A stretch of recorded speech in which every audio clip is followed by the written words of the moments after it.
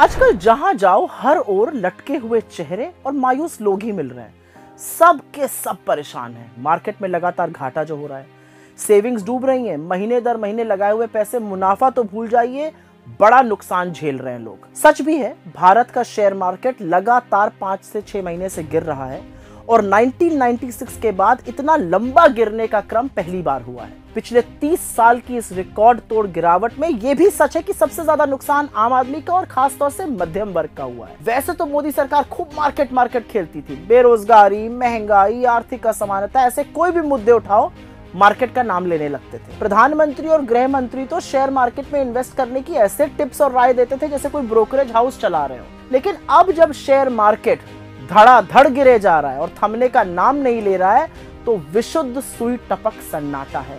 सब ज्ञानी लोग गायब हो चुके हैं।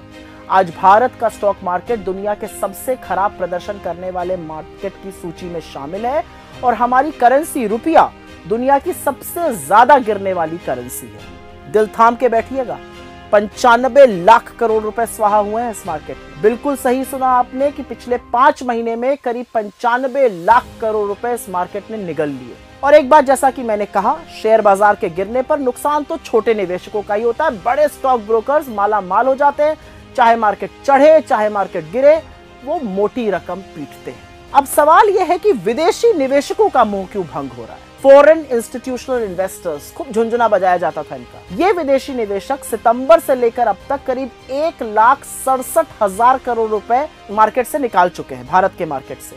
फरवरी में इन्हीं विदेशी निवेशकों ने 47,000 करोड़ रुपए से ज्यादा निकाले। ज्यादातर निवेशकों को अमेरिका ज्यादा आकर्षक लग रहा है और चिंता की बात यह है कि इन निवेशकों को अमेरिका के बाद चीन का रुख करना पड़ रहा है और ये वहां जा रहे हैं, धड़ल्ले से जा रहे हैं। चीन का स्टॉक मार्केट पिछले 6 महीनों में 17% बढ़ा है, वही भारत का मार्केट 12% धराशायी हुआ है। लेकिन धराशायी हो क्या रहा है, क्योंकि इस बार इस गिरावट में स्मॉल कैप या मिड कैप में तबाही नहीं मची है, बड़े बड़े शेयर गिर रहे हैं।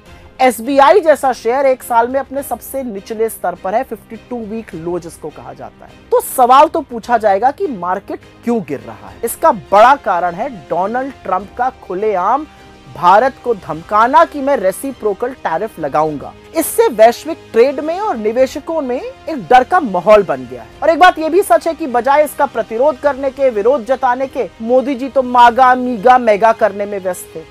इस गिरावट का एक और बड़ा कारण है आर्थिक मंदी। अभी तक शेयर बाजार आर्थिक बदहाली से बेखबर कुलाचे मारता जा रहा था, बढ़ता जा रहा था, लेकिन अब आर्थिक तंगी का इतना बुरा हाल है कि मार्केट में भी डर है। मंदी के चलते लोगों के पास पैसों की भारी कमी है, जिससे उपभोग में गिरावट हुई है। उपभोग जीडीपी का 2/3 हिस्सा है, कंजम्पशन जिसको कहते हैं। कम कंजम्पशन की वजह से कॉर्पोरेट अर्निंग्स, मतलब कंपनियों की कमाई में भी कमी हुई है। ये लिस्टेड कंपनी से जितना ये कम कमाएंगी उतना कम प्रॉफिट होगा, उतना कम अर्निंग्स होंगी शेयर पर, और उसी से गिरावट हो रही है। एक और बड़ा कारण रुपए की निरंतर गिरावट है। रुपया थम नहीं रहा है।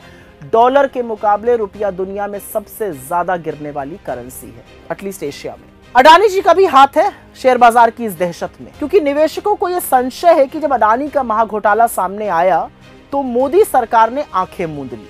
सरकार ने छोटे निवेशकों को बचाने की कुछ नहीं सोची, अडानी का बचाव किया। और इन्हीं सब चीजों के चलते शायद धड़ाधड़ जो है वो SIP बंद हो रहे हैं। भारत में सिर्फ 2 महीनों में, दिसंबर और जनवरी, 1 करोड़ से ज्यादा लोगों ने SIP बंद किए हैं, क्योंकि लोगों के पास पैसों की कमी है और उन्हें अब मार्केट पर ना तो भरोसा रहा है, ना उन्हें यह उम्मीद है कि मार्केट बहुत जल्द सुधरेगा।